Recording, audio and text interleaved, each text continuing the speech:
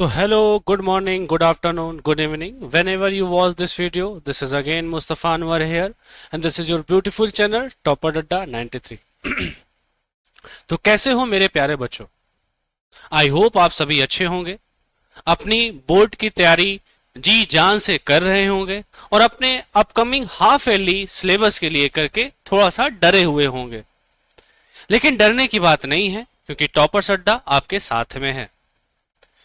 तो बेटा आज की क्लास में हम अपने प्रीवियस लेक्चर से आगे कंटिन्यू करने के लिए एक बार फिर से आपके सामने मैं Mustafa Anwar, your mentor, your दोस्त, योर होस्ट, एक बार फिर से आपके सामने हाजिर हूं। तो क्लास 10th में हमने अब तक फर्स्ट चैप्टर को कंप्लीट किया। In second chapter we have already discuss from introduction of acid to introduction of base. तो आज की क्लास में हम बेसिस एंड इट्स प्रॉपर्टीज के बारे में डिस्कस करेंगे कि बेस एक्चुअली में क्या होता है, बेस कितने टाइप का होता है, बेस की फिजिकल प्रॉपर्टी क्या होती है, बेस की केमिकल प्रॉपर्टी क्या होती है, और इसको रिकवर करने के बाद आज के बाद आपको बेस से रिलेटेड कोई भी डाउट आपके दिमाग में नहीं होगा। तो I hope you watching this video very sincerely, very honestly and right your note. तो चलिए मेरे बच्चों स्टार्ट करते हैं अपने टॉपिक को, अपने क्लास को कि बेस क्या होता है। तो मेरे बच्चों according to the reference of any book और NCERT, base is the substance which type of substance? Metallic substance. It means a metal is compulsory present in a base.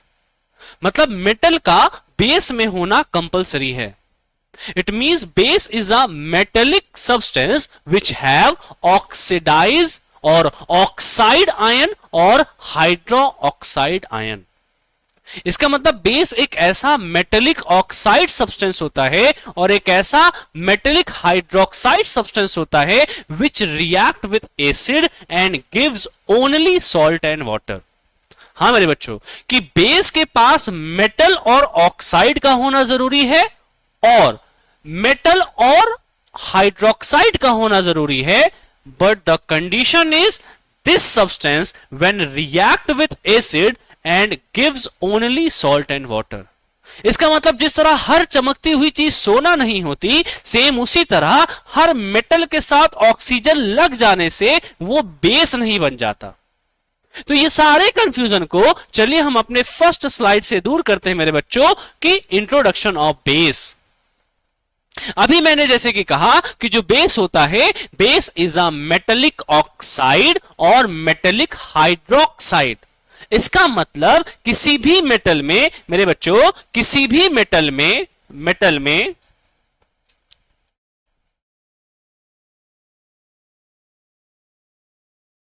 मेरे बच्चों किसी भी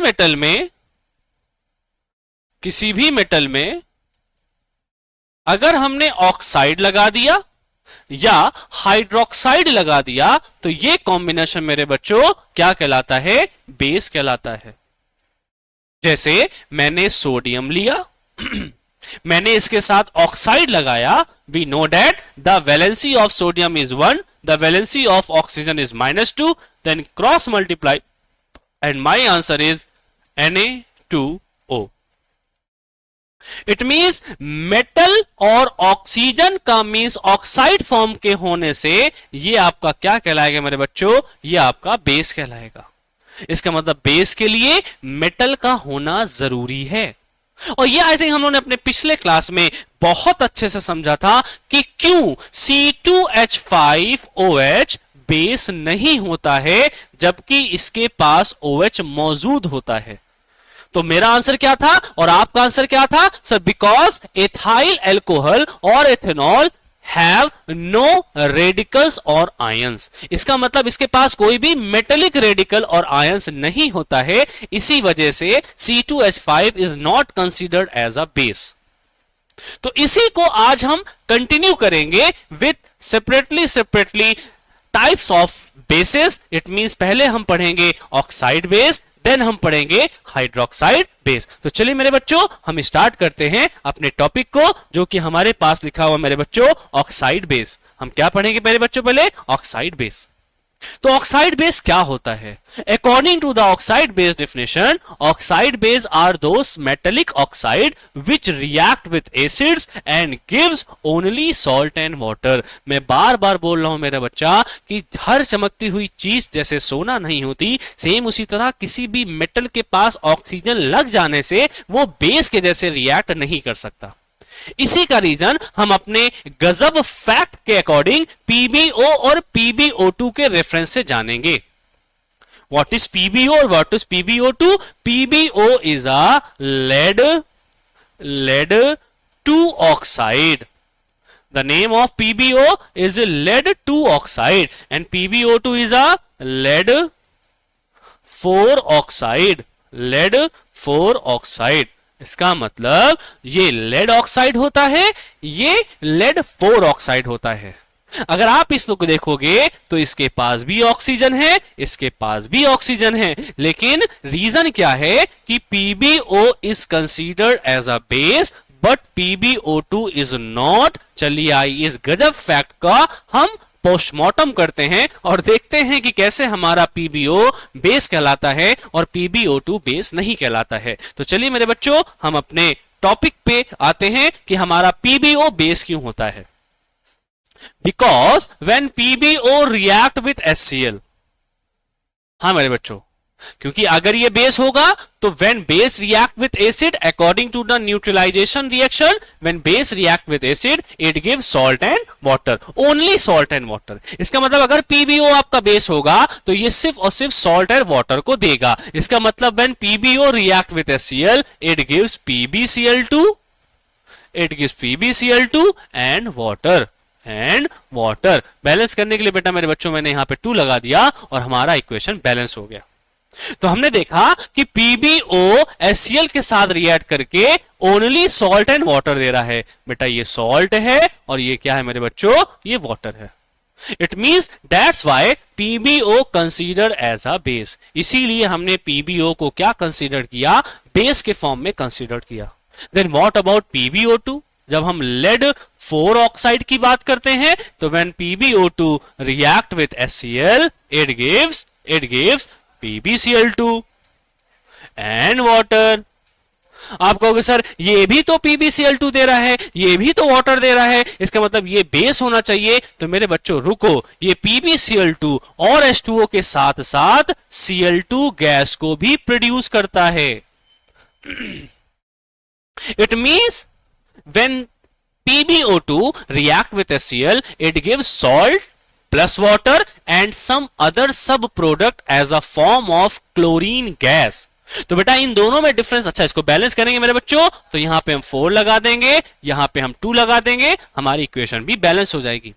तो हमने क्या देखा कि जब PbO HCl के साथ रिएक्ट कर रहा था it gives only salt and water, but when PbO2 react with HCl it gives salt, water as well as chlorine gas. That's why PbO2 have oxide but it not considered as a base because it have some other sub product except salt and water।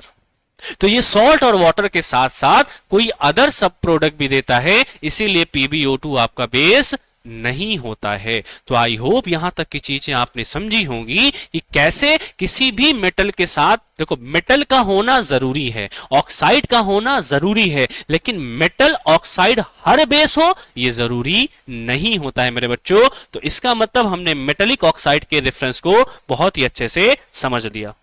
तो I hope आप लोग को oxide type of base समझ में आ गया होगा कि कैसे ऑक्साइड बेस को आइडेंटिफाई करना है। इसके हम कुछ एग्जाम्पल भी देख लेते हैं मेरे बच्चों। जैसे लिखा हुआ है Na2O, जैसे लिखा हुआ है MgO, जैसे लिखा हुआ है CaO, जैसे लिखा हुआ है ZnO, जैसे लिखा हुआ है Al2O3, जैसे लिखा हुआ है K2O एंड सो ऑन। बहुत सारे एग्जाम्पल आपके सामने हैं। और अभी आपने देखा PbO, इसका मतलब ये सारे के सारे एग्जाम्पल में आपने देखा होगा they all have metal plus oxide, इसी वजह से ये ऑक्साइड बेस बच्चों कहलाता है। चलिए now we are turning about our next topic, that is hydroxide base. What is the meaning of hydroxide base? According to the definition of NCERT, hydroxide base are those substances which have OH ion, OH means बेटा hydroxide ion, hydroxide ion. इसका मतलब जब किसी metal के साथ hydroxide लग जाता है वो भी बेस कहलाता है, but the condition is remain same as the previous oxide base, they react with acid and gives only salt and water. इसका मतलब वो सारे के सारे बेस जिसके पास OH होंगे जनरली वो एसिड के साथ रिएक्ट करके मेरे बच्चों वो सॉल्ट और वाटर ही देते हैं। इसका मतलब एक्सेप्शन सिर्फ और सिर्फ हमारे पास क्या होना चाहिए, हमारे पास PbO2 होना चाहिए और इसमें मेटल का होना जरूरी होता है। इसका मतलब when we give the example of hydroxide base we have NaOH, we have CO whole twice, we have FeOH whole thrice, we have AlOH whole thrice, we have MgOH whole twice, we have C2H5OH। नहीं, यही तो समझना है, because C2H5OH have no metal, no metal. इसका मतलब जब इसके पास metal ही नहीं होगा तो कभी भी ये आपका बेस नहीं कहलाएगा। OH का होना कंपलसरी है, we know that, but metal का होना भी कंपलसरी है। बिना इन दोनों के कॉम्बिनेशन से आपका हाइड्रोक्साइड नहीं बन सकता है। Now we talking about the last line when included in hydroxide base, when hydroxide base react with acid, supposed to be we have NaOH and react with HCl, then it gives NaCl and water। तो देखा आपने मेरे बच्चों कि कोई भी hydroxide base जब acid के साथ रिएक्ट करता है तो रिएक्ट करने के बाद सॉल्ट एंड वाटर, ना सिर्फ सॉल्ट और वाटर देता है, that is a condition of base. तो आई होप यहां तक की चीजें आपने समझी कि कैसे ऑक्साइड और हाइड्रोक्साइड बेस को हम आइडेंटिफाई करते हैं, कैसे हम बेस के बारे में समझते हैं। तो अगर यहां तक की सारी कंफ्यूजन आपकी दूर हो गई होगी तो मेरे बच्चों नेक्स्ट स्लाइड पे आपके पास एक बहुत ही इंपॉर्टेंट स्लाइड लिखी हुई है जिसे हम देखते हैं, आइए हम जानते हैं। तो क्या आप जानते हैं, क्या जानते हैं? All alkalis are base, but all bases are not alkalis। अब सर ये आपने क्या कह दिया? जिस तरह कहा जाता है जूली जूली जूली, क्या आप जानते हैं एल्कली क्या होता है? तो जूली का आंसर आएगा नहीं, हम नहीं जानते हैं। तो चलिए आइए पता करते हैं बाय टॉपर्स अड्डा 93। एल्कली क्या होता है और ये स्टेटमेंट क्यों लिखा जाता है कि all alkali are bases but all base are not alkali? बेटा according to the definition of alkali, बहुत ही ध्यान से सुनिएगा कि एल्कली की डेफिनेशन क्या बोलती है।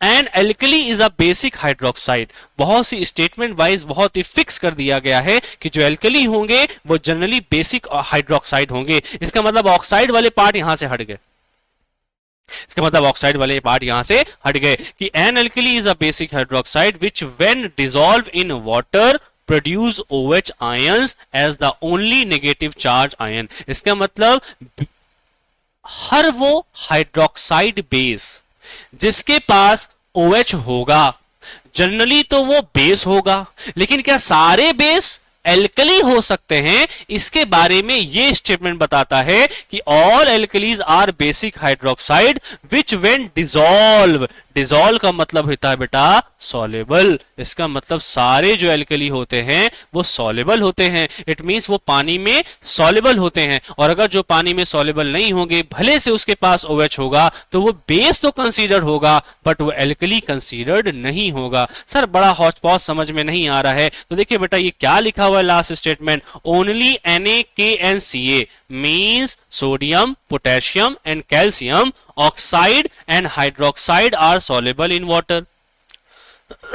सॉरी, इसका मतलब कि NaOH, NaOH, KOH and CaOH whole twice, या NaK the first group element, lithium also, rubidium also, francium also, cesium also, it means the all element belonging to first group element, if it have hydroxide ion and consider as a base, then all first group base is a alkali। तो सारे first group के जो base होंगे मेरे बच्चों वो alkali considered होंगे, क्योंकि यही यहां पे लिखा हुआ है कि सिर्फ सोडियम, पोटेशियम और एल्कली, एल्कली मेटल मींस जो भी फर्स्ट ग्रुप के एलिमेंट होते हैं कौन कौन होते हैं, मैं यहां पे लिख देता हूं कौन कौन होते हैं बेटा, lithium, sodium, potassium, then rubidium, then caesium, then francium. ये सारे के सारे मेरे बच्चों फर्स्ट ग्रुप के एलिमेंट होते हैं, और अगर इनके साथ बेटा OH लगा होगा तो ये बेस होने के साथ साथ एल्कली भी होंगे। इसका मतलब एल्कली होने के लिए सिर्फ और सिर्फ OH का होना जरूरी नहीं है, उनके साथ साथ पोटेशियम, सोडियम, कैल्शियम का होना जरूरी है। इट मींस ये समझ में आ गया, क्या समझ में आ गया, सपोज टू बी लिखा हुआ बेटा FeOH whole thrice, CuOH whole twice, NaOH and MgOH whole twice and last is CaOH whole twice। मैंने कहा they all are the example of base। आप कहोगे सर बिल्कुल सही बात है, क्योंकि इसमें मेटल है, ये सारे मेटल हैं और इनके साथ हाइड्रोक्साइड लगा हुआ है। इट मींस ये they all consider as a base, but they all not considered as a alkali। ये एल्कलीज नहीं होंगे, क्यों, क्योंकि एल्कली में सोडियम का होना जरूरी है, कैल्शियम का होना जरूरी है एंड पोटेशियम का होना जरूरी है, एंड फर्स्ट ग्रुप के जितने भी एलिमेंट होते हैं उनका होना जरूरी है। इट मींस ये समझ में आ गया कि एल्कली वही होंगे जिनके पास सोडियम हाइड्रोक्साइड होगा, जो पोटेशियम हाइड्रोक्साइड होगा, जो कैल्शियम हाइड्रोक्साइड होगा, जो रुबिडियम हाइड्रोक्साइड होगा, जो फ्रांसियम हाइड्रोक्साइड होगा। इसका मतलब ये समझ में आ गया, हमारे पास एल्कली गिने चुने होते हैं, उनको छोड़ करके बाकी सारे बेस तो हो सकते हैं लेकिन एल्कली नहीं हो सकते। That is a important of alkali and that is a difference between alkali and base, and I hope you all understand the meaning of this line that all alkalis are base but all base are not alkali। सारे base alkali नहीं हो सकते लेकिन सारे alkali base 110% होंगे। तो ये रहा आपका generally introduction about the types of base according to the oxide and hydroxide. Means hydroxide भी बेस होता है, ऑक्साइड भी बेस होता है, एंड साथ ही साथ में हमने समझा कि एल्कली क्या होता है। अब हम चलते हैं अपने बेटा क्लासिफिकेशन ऑफ बेस के बारे में, कि हमारे पास कितने टाइप के क्लासिफिकेशन ऑफ बेस होते हैं। तो according to the NCERT classification of the base divided into two parameter. Number first on the basis of strength. Strength के बेसिस पे ये कितने टाइप के होते हैं मेरे बच्चों, तो एक होता है स्ट्रॉन्ग और एक होता है वीक। एक होता है स्ट्रॉन्ग और एक होता है वीक। अब ये स्ट्रॉन्ग बेस क्या होता है, strong base are those base which dissociate 100% in water. जो पूरी तरह से डिसोसिएट होता है, टूट जाता है, उसी को हम स्ट्रॉन्ग बेस कहते हैं। और वीक बेस क्या होता है, weak base are those base which partially dissociate in water. जो आधा आधा करके, थोड़ा थोड़ा करके डिसोसिएट होता है वाटर में। तो क्या हमको ये डिफिनेशन लिखने के लिए आती है? नहीं, कभी डिफिनेशन लिखने के लिए नहीं आती है। हाँ, एग्जाम्पल पता करने के लिए आता है कि identify the strong base, identify the weak base. तुम्हारे पास स्ट्रॉन्ग बेस के बारे में बेटा क्या लिखा हुआ है, first and second group oxide and hydroxide as a consider as a base, but exception है बेटा MgOH होल ट्वाइस। क्योंकि Mg मींस मैग्नीशियम जो होता है वो सेकेंड ग्रुप का होता है, और सेकेंड ग्रुप के सारे बेस स्ट्रॉन्ग नहीं हो सकते, कुछ ही बेस स्ट्रॉन्ग होते हैं। जैसे कैल्शियम, कैल्शियम का जो होता है बेटा वो स्ट्रॉन्ग बेस के कैटेगरी में कंसीडर किया जाता है, लेकिन Mg का बेस वीक बेस में कंसीडर किया जाता है। इसका मतलब अगर हम फर्स्ट ग्रुप के बारे में बात करें कि हमारे कितने बेस स्ट्रॉन्ग होते हैं, तो हम लिख सकते हैं, क्या लिख सकते हैं, हमारे पास जो फर्स्ट ग्रुप के जितने भी बेस होते हैं, चाहे वो NaOH हो, NaOH, KOH, LiOH, RbOH, FrOH and CSOS, they all as I strong is लेकिन इसमें एक और आ जाता है बेटा CaOH होल ट्वाइस। तो ये सारे के सारे क्या हो जाएंगे बेटा, आपके स्ट्रॉन्ग बेस हो जाएंगे। तो वीक बेस में देखा बेटा कुछ लिमिटेशन होते हैं, NH4OH ammonium hydroxide, MgOH whole twice magnesium hydroxide, AlOH whole thrice aluminium hydroxide, zinc hydroxide, Cu means copper hydroxide, FeOH whole thrice means iron hydroxide. They all are considered as a weak base. ये क्या होते हैं मेरे बच्चों, ये weak base होते हैं। क्या होते हैं, weak base होते हैं। तो strong base और weak base आई होप समझ में आ गया। On my left hand side on the basis of acidity, on the basis of acidity, जिस तरह basicity of acid हमने पढ़ा था, the number of hydronium ion produced by a acid that is called acidity, sorry basicity, same उसी तरह हम base में acidity को समझते हैं। The OH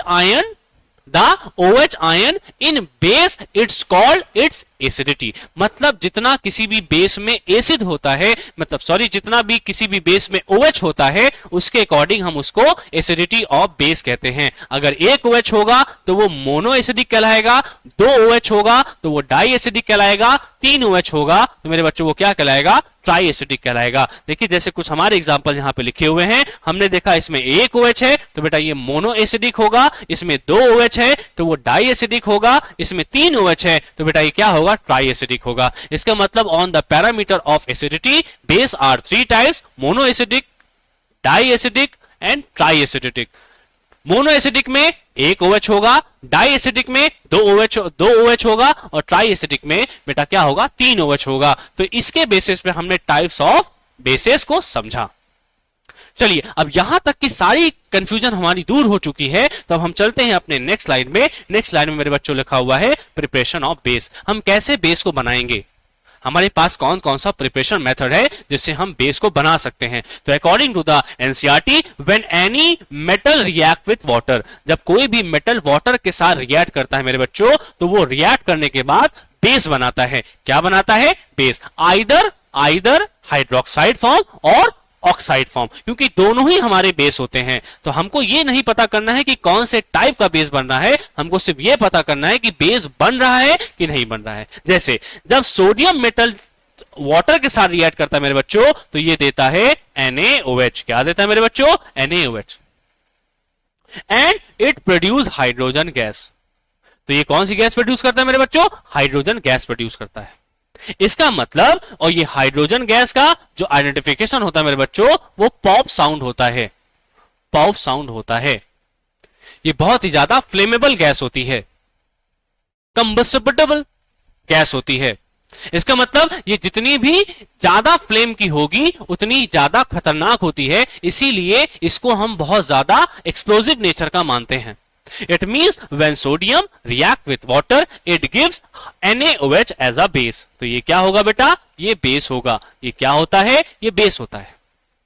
And when Ca react with H2O, it also gives CaOH whole twice. तो इसका मतलब ये भी क्या देता है मेरे बच्चों, ये भी CaOH whole twice बेस देता है, और साथ ही साथ में it produce hydrogen gas. And when potassium react with water, it also gives KOH, and साथ ही साथ में मेरे बच्चों ये हाइड्रोजन गैस को प्रोड्यूस करता है। बैलेंस करने के लिए मैं यहाँ पे 2 लगा दिया, बैलेंस करने के लिए मैंने यहाँ पे 2 लगाया, यहाँ पे 2 लगाया, और यहाँ पे कितना लगा दिया बेटा, 2 लगा दिया, और बैलेंस हो गया।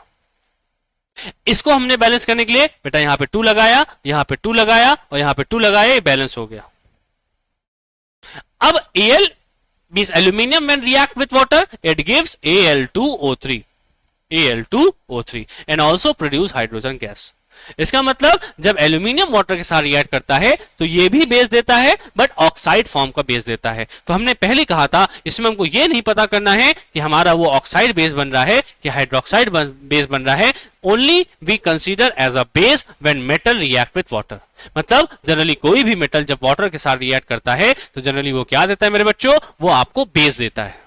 तो आई होप आपने ये फर्स्ट प्रिपरेशन ऑफ बेस समझा होगा। Now we talk about our next preparation method when metal react with oxygen. क्या होता है जब कोई भी मेटल ऑक्सीजन के साथ रिएक्ट करता है, तो बेटा जब ये ऑक्सीजन के साथ रिएक्ट करता है कोई भी मेटल, जैसे सपोज टू बी लिखा हुआ है Na, when Na react with oxygen it gives Na2O, means अब ये आपको किस फॉर्म में दे रहा है बेटा? ऑक्साइड फॉर्म में दे रहा है। तो लेकिन हमको बेस दे रहा है, इसीलिए ये प्रिपरेशन ऑफ बेस कहलाता है। बैलेंस करने के लिए हमने यहां पे 2 लगाया, यहां पे 4 लगा दिया और हमारा इक्वेशन बैलेंस हो गया। It means when calcium react with oxygen it gives CaO, it gives CaO। Balance करने के लिए हम यहां पे 2 लगाया, यहां पे 2 लगाया और हमारा ये बैलेंस हो गया। Then what about K plus O2? जब K प्लस O2 बेटा हम करते हैं तो हमारा आंसर आता है K2O। क्या आता है? K2O। हमने यहां पे 2 लगाया, यहां पे 4 लगाया और ये बैलेंस हो गया। अच्छा, आपके फर्स्ट चैप्टर में एक और रिएक्शन लिखी हुई थी बेटा Mg प्लस O2, और क्या बनता है मेरे बच्चों? क्या बनता है? क्या बनता है? MgO बनता है, MgO बनता है।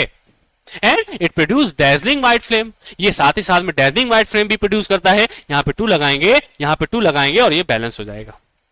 अच्छा, जब हम इसको बहुत ही ध्यान से देखेंगे तो हमको सब समझ में आएगा कि they all example is the example of combination reaction. Combination reaction, ये सारे किसके एग्जाम्पल है बेटा? कॉम्बिनेशन रिएक्शन के एग्जाम्पल हैं। अच्छा, अगर आपको अपनी प्रीवियस क्लास याद होगी तो हमने बताया था कि when we use moistures china disc, मतलब जिस कंटेनर में हम MgO को स्टोर करते हैं, अगर वो वेट होता है, वो मॉइस्चराइज होता है, तो MgO रिएक्ट किसके साथ कर जाता है मेरे बच्चों? वाटर के साथ। तो हमको एक हाइड्रोक्साइड फॉर्मेशन दे देता है। मतलब हम कह सकते हैं कि कोई भी ऑक्साइड बेस हाइड्रोक्साइड बेस में कन्वर्ट हो सकता है with the adding of water. तो यही तो मुझे समझाना था मेरे बच्चों कि जैसे मान लीजिए Na2O लिखा हुआ है और अगर आपने इसको वाटर के साथ रिएक्ट कर दिया, इसका मतलब ये ऑलरेडी बेस है, लेकिन किस टाइप का बेस है? ये ऑक्साइड टाइप का बेस है। और कोई भी ऑक्साइड का बेस अगर वो वाटर के साथ रिएक्ट करेगा मेरे बच्चों तो वो आपको क्या दे देगा? वो आपको हाइड्रोक्साइड बेस दे देगा। सेम उसी तरह कि जब हम MgO को किसके साथ रिएक्ट कर रहे थे मेरे बच्चों? वाटर के साथ रिएक्ट कर रहे थे, तो ये हमको MgOH होल ट्वाइस दे रहा था। हाँ, कि कोई भी मेटेलिक ऑक्साइड मेटेलिक हाइड्रोक्साइड में कन्वर्ट हो सकता है when they react with water. इसका मतलब हम किसी भी ऑक्साइड बेस को मेटेलिक हाइड्रोक्साइड बेस में कन्वर्ट कर सकते हैं by adding of water. I hope ये प्रिपरेशन ऑफ बेस का टॉपिक भी आपने बहुत अच्छे से समझा और अपने नोट्स को बनाया, क्योंकि अगर नोट्स नहीं बनाएंगे तो बेटा ये लेक्चर आप कितनी बार भी देखेंगे आप उसको भूल जाएंगे। तो इसीलिए कॉपी पेन में सारे नोट्स को लिखिए, उसको रिवाइज करिए और देखिएगा आपके अपकमिंग हाफ ईयरली पेपर में इस दोनों टॉपिक से, इस दोनों चैप्टर से या जितने भी चैप्टर आपके एग्जाम में आएंगे, आपके एक भी क्वेश्चन नहीं छूटेंगे। सारे के सारे क्वेश्चन आपके इसी टॉपर सट्टा क्लास से होंगे। तो चलिए मेरे बच्चों, अब हम चलते हैं कि हमने ये समझ लिया कि ऑक्साइड बेस कैसे बनता है, कैसे ऑक्साइड से हाइड्रोक्साइड बेस में बदलते हैं, और सारे के सारे जो एग्जाम्पल होते हैं वो कॉम्बिनेशन रिएक्शन के बेटा एग्जाम्पल होते हैं। चलिए अब हम चलते हैं अपने नेक्स्ट स्लाइड की तरफ, जो हमारा स्लाइड है बेटा फिजिकल प्रॉपर्टी ऑफ बेस, कि इसकी फिजिकल प्रॉपर्टी क्या क्या होती है मेरे बच्चों। तो देखिए, बेस टेस्ट इज बिटर, मतलब जनरली जितने भी बेस होते हैं वो सारे के सारे बिटर टेस्ट के होते हैं। कैसे टेस्ट के होते हैं बेटा? बिटर टेस्ट के होते हैं। अच्छा, बेस हैव कोरेसिव नेचर, इसका मतलब हमारे पास एसिडिक के जैसे जैसे बेस के पास भी कोरोसिव नेचर होता है, इसलिए जनरली हम किसी भी बेस को टच नहीं करते हैं क्योंकि वो हमारे लिए हार्मफुल हो सकता है। लेकिन इसका टच एसिड के टेस्ट से, एसिड के टच से डिफरेंस होता है, because the solution of base feel slippery, ये आपको स्लिपरी स्लिपरी जैसे फील होता है। और सोपी, सोपी मतलब साबुन का जैसा वो चिकनाहट वाला जो फील होता है, जो मूवमेंट होता है, सेम उसी तरह वो बेस के सॉल्यूशन के साथ भी होता है। व्हेन टच, जब हम इसको टच करते हैं तो जनरली वो क्या होता है मेरे बच्चों? जनरली वो स्लिपरी टच के जैसे फील होता है, इसीलिए जितने भी बेस होते हैं उनके पास स्लिपरी नेचर होता है। अच्छा, एक और हम पॉइंट इसमें डिस्कस करना चाहते हैं बेटा कि जितने भी बेस होते हैं, जितने भी बेस होते हैं, they all have property, base have property, base have property to conduct electricity electricity. इसका मतलब जितने भी बेस होते हैं वो अच्छे कंडक्टर होते हैं आपके इलेक्ट्रिसिटी के, मतलब उसके अंदर से हम बहुत आसानी से इलेक्ट्रिसिटी को पास कर सकते हैं, सेम उसी तरह जिस तरह हम किसी भी एसिड में इलेक्ट्रिसिटी को पास कर सकते हैं। तो आई होप ये फिजिकल प्रॉपर्टी भी आपके दिमाग में बिल्कुल डिट्टो बैठ गई होगी, जैसे मैंने आपको बताया। क्या बताया? कि बेस का टेस्ट बिटर होता है, बेस का टच स्लिपरी होता है, बेस के पास कोरोसिव नेचर होता है, और बेस जितने भी बेस होते हैं वो सारे के सारे इलेक्ट्रिसिटी के अच्छे कंडक्टर होते हैं। तो हमने ये सर फिजिकल प्रॉपर्टीज भी पढ़ ली। अब बहुत कंफ्यूजन होती है हमें केमिकल प्रॉपर्टी को समझने में। तो चलिए मेरे बच्चों, आइए हम अपने केमिकल प्रॉपर्टी को समझते हैं। और केमिकल प्रॉपर्टी में सबसे पहली प्रॉपर्टी है बेटा एक्शन विथ इंडिकेटर्स। क्या है मेरे बच्चों? Action with indicators. कि कैसे कोई भी एसिड किसी भी इंडिकेटर में बिहेव करता है। And we all know that indicator are the substance which change its colour in acidic और बेसिक सॉल्यूशन। कि इंडिकेटर्स वो होते हैं जो अपने कलर को चेंज करते हैं किसी भी एसिडिक और बेसिक सॉल्यूशन में, जिसके वजह से हमें पता चलता है कि कौन सा ट्रांसपेरेंट सॉल्यूशन हमारा एसिडिक है, कौन सा ट्रांसपेरेंट सॉल्यूशन हमारा बेस है। तो देखिए मेरे बच्चा, हमारे पास जो सॉल्यूशन है वो बेस है, हमने जो सॉल्यूशन लिया हुआ है वो बेस है, लेकिन हम जब अलग अलग टाइप के इंडिकेटर्स उसमें यूज करते हैं तो उसका कलर चेंज हो जाता है। इसका मतलब जब हम इंडिकेटर्स के फॉर्म में टर्मरिक को यूज करते हैं, हल्दी को यूज करते हैं, तो उसका ट्रांसपेरेंट कलर किस कलर में बदल जाता है मेरे बच्चों? रेड कलर में बदल जाता है। इसका मतलब जो अभी बेसिक जो किसी भी कलर का नहीं था, जो बिल्कुल ट्रांसपेरेंट कलर का था, when you added turmeric particle it turns into red. हाँ मेरे बच्चों, यही याद रखना है कि टर्मरिक का कलर लाल बेसिक सॉल्यूशन में होता है। When we use litmus, either paper और सॉल्यूशन, आइदर पेपर और सॉल्यूशन, अगर हम किसी भी लिटमस पेपर को या लिटमस सॉल्यूशन को हम बेस में डालते हैं तो मेरे बच्चा वो लिटमस सॉल्यूशन कैसा हो जाता है? ब्लू हो जाता है। अगर आपके पास रेड लिटमस होगा मेरे बच्चों, अगर आपके पास suppose to be red litmus होगा तो भी वो किस में बदल जाएगा मेरे बच्चों? ब्लू में बदल जाएगा। इसका मतलब in basic solution red litmus turns into blue litmus colour. तो आई होप ये दो इंडिकेटर्स के बारे में आपने समझा। तीसरा इंडिकेटर्स होता है बेटा मेरे पास फिनोल्फ्थलीन। जो फिनोल्फ्थलीन होता है मेरे बच्चों, फिनोल्फ्थलीन अपने ट्रांसपेरेंट कलर को बेसिक सॉल्यूशन में पिंक कलर में कन्वर्ट कर देता है। इसका मतलब अगर कभी भी फिनोल्फ्थलीन किसी ट्रांसपेरेंट सॉल्यूशन में डालने पर उसका कलर पिंक हो जाता है तो it is 100% sure that the transparent solution is a base. इसका मतलब वो जो ट्रांसपेरेंट सॉल्यूशन है वो क्या है मेरे बच्चों? वो आपका बेस है। अब बात करते हैं मिथाइल ऑरेंज। जो आपका मिथाइल ऑरेंज होता है, जिसका कलर पहले ऑरेंज कलर का होता है, अगर उसको आपने किसी ट्रांसपेरेंट कलर जो कि बेस है उसमें आपने अगर उसमें डाला तो उसका कलर ऑरेंज कलर से किस में बदल जाएगा मेरे बच्चों? येलो कलर में बदल जाएगा। तो this is a first chemical property by action with indicators. तो अब इस टॉपिक से रिलेटेड कोई भी क्वेश्चन आएंगे तो आप उसको बहुत ही आसानी से कर लोगे, ऐसी मैं उम्मीद करता हूं।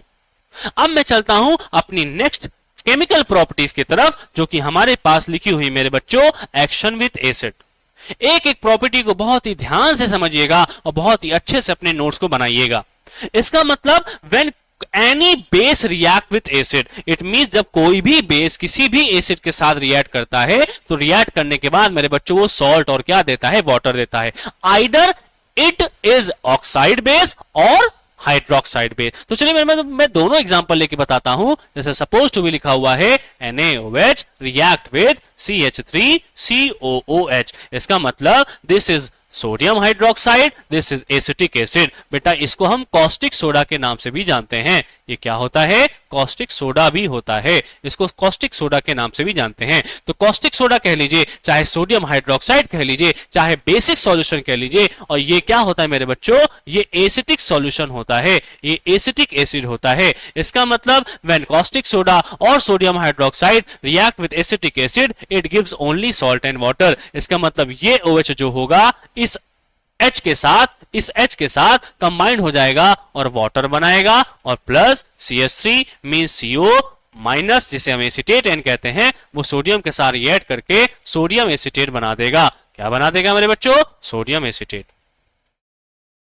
तो हमने जो एग्जांपल देखा वो हाइड्रोक्साइड बेस के रिगार्डिंग देखा। अब हम किसी ऑक्साइड बेस के रिगार्डिंग एग्जांपल को समझते हैं। Suppose to be we take CaO। हमने एक CaO एग्जांपल लिया और CaO के साथ मैंने HCl का रिएक्शन कर दिया। किसका कर दिया मेरे बच्चों? HCl का रिएक्शन कर दिया। HCl is a hydrochloric acid, CaO is a calcium oxide. When they both react together it gives CaCl2। पहला प्रोडक्ट क्या बनेगा बेटा आपका? CaCl2। एंड सेकंड प्रोडक्ट बनेगा मेरे बच्चों आपका वाटर। क्या बनेगा? वाटर। जब हम इसको बैलेंस करते हैं, यहां पे मेरे बच्चों 2 लगाते हैं, और 2 लगाने के साथ ही ये आपका इक्वेशन बैलेंस हो जाता है। इसका मतलब all base react when acid it gives only salt and water. ये सिर्फ क्या देगा? सॉल्ट एंड वाटर देगा। दूसरा अच्छा, जो नेक्स्ट हमारी फिर प्रॉपर्टी है बेटा, इसको बहुत ही ध्यान समझिएगा, एक्शन विथ मेटल्स। इसका मतलब कोई भी बेस जब किसी भी मेटल के साथ रिएक्ट करता है तो ये बेटा सॉल्ट देता है, सॉल्ट के साथ हाइड्रोजन गैस को भी प्रोड्यूस करता है। चलिए इसका एग्जांपल हम समझते हैं। मैंने लिखा Zn प्लस NaOH। जब हम किसी हाइड्रोक्साइड बेस को किसी भी मेटल के साथ रिएक्ट करते हैं, या किसी ऑक्साइड बेस को किसी मेटल के साथ रिएक्ट करते हैं, तो मेटल के साथ रिएक्ट करने पर मेरे बच्चों वो सॉल्ट एंड वाटर देगा। क्या देगा? सॉल्ट एंड वाटर देगा। अब सोच के बताइएगा सिर्फ एक चीज, क्या Zn प्लस Na2O के साथ रिएक्ट करने पर हाइड्रोजन गैस प्रोड्यूस हो सकती है? सोच के बताइएगा। तो आपका आंसर होगा सर कभी नहीं हो सकती। यही तो मैं समझाना चाहता हूं कि हर बेस की केमिकल प्रॉपर्टी थोड़ी थोड़ी अलग अलग होती है। इसका मतलब ये जो प्रॉपर्टी है ये सिर्फ हाइड्रोक्साइड बेस फॉलो करता है, ऑक्साइड बेस फॉलो नहीं करता है। इसका मतलब अगर हाइड्रोजन गैस को प्रोड्यूस करना है तो रिएक्टेंट में हाइड्रोजन के पार्टिकल होने भी तो चाहिए। इसका मतलब ये इस रिएक्शन को फॉलो नहीं करेगा। तो कौन करेगा? Zn प्लस NaOH रिएक्ट करेगा। तो मतलब हाइड्रोजन गैस हमारी बेटा बन गई। बताओ ये हाइड्रोजन यहां से निकल गई। अब बताओ हमारे पास क्या बचा? हमारे पास बचा NaO और Zn। अब सोच के बताइए Na और ZnO के कॉम्बिनेशन से कौन सा प्रोडक्ट बनता है मेरे बच्चों? तो Na और ZnO के कॉम्बिनेशन से मेरे पास बनता है मेरे बच्चों Na2ZnO2, जिसे हम कहते हैं सोडियम जिंकेट। क्या कहते हैं? सोडियम जिंकेट कहते हैं। इसका मतलब when zinc react with the caustic soda or hydroxide base of Na, it gives sodium zincate and hydrogen gas. I hope ये चीजें आपने समझी।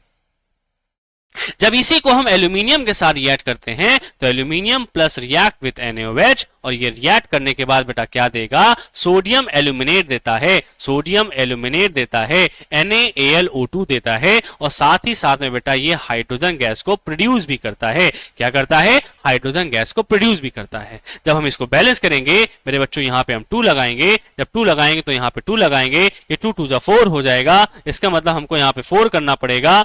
तो हम क्या करेंगे मेरे बच्चों? यहां पे हमने क्या कर दिया? 4 कर दिया। जैसे 4 किया तो हमारे पास Na तो बैलेंस हो गया, O तो बैलेंस हो गया, Al कितना हो गया मेरे बच्चों? 2 हो गया। तो हमने यहाँ पे Al को लगा दिया 2, Na हमारे पास, H हमारे पास 4 हो गया, हमने यहाँ पे इसको 2 लगा दिया। तो हमारी ये इक्वेशन भी क्या होगी मेरे बच्चों? बैलेंस हो गई।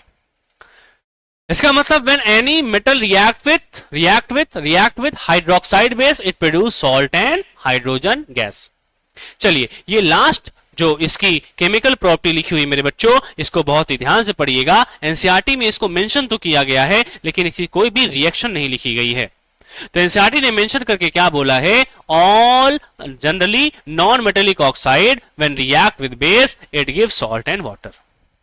इसका मतलब सोचिए और बताइए, क्या कोई बेस किसी ऐरे गहरे नथु खैरे के साथ रिएक्ट करके सॉल्ट और वाटर दे सकता है? आपको क्वेश्चन नहीं, कभी नहीं दे सकता, क्योंकि बेस हमेशा एसिड के साथ रिएक्ट करके आपको सॉल्ट और वाटर देगा। इसका मतलब जो ये नॉन मेटेलिक ऑक्साइड है उसका नेचर कैसा होगा? एसिडिक होगा। तो जिसका नेचर सिर्फ एसिडिक होगा, हाँ वही तो मैं कह रहा हूं, जिसका नेचर सिर्फ एसिडिक होगा वही बेस के साथ रिएक्ट करके सॉल्ट और वाटर को प्रोड्यूस करेगा। जैसे आपके एनसीईआरटी ने मेंशन कर रखा है CO2 that is a carbon dioxide, जिसका नेचर एसिडिक होता है when it react with any base suppose to be NaOH के साथ इसने रिएक्ट कर लिया। किसके साथ रिएक्ट कर लिया मेरे बच्चों? NaOH के साथ रिएक्ट कर लिया। तो रिएक्ट करने के बाद ये सॉल्ट देगा। सॉल्ट क्या देता है? Na और कार्बन डाइऑक्साइड का प्रोडक्शन से आपको मिलेगा Na2CO3 जिसे हम कहते हैं सोडियम कार्बोनेट। एंड साथ ही साथ में मेरे बच्चों क्या निकलेगा? ये वाटर मॉलिक्यूल्स को निकालेगा। तो हमारे पास कितने ऐसे नॉन मेटेलिक ऑक्साइड हैं जिनका नेचर एसिडिक होता है? तो आपके पास पहले से ही मेंशन है, जब आपने फर्स्ट लेक्चर को देखा होगा, डिकम्पोजिशन ऑफ फेरस सल्फेट देखा होगा, उसमें एक आया होगा सल्फर डाइऑक्साइड, सल्फर ट्राइऑक्साइड। दोनों का ही नेचर क्या होता है मेरे बच्चों?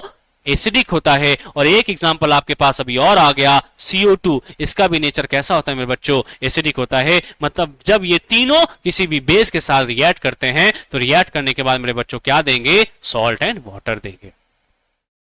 ये रहा आपका बेस का कंप्लीट इंट्रोडक्शन। तो क्या था बेस? कैसा था बेस? बेस क्या क्या कर सकता है?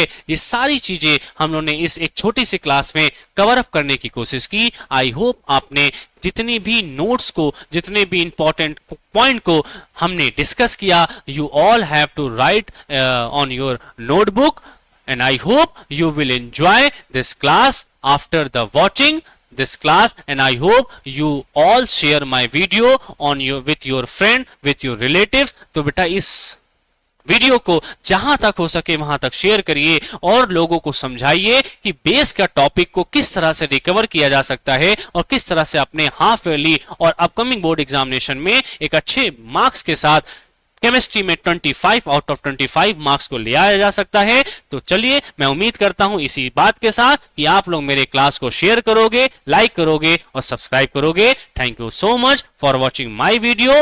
This is your host, mentor and your dost Mustafa Anwar. Thank you so much.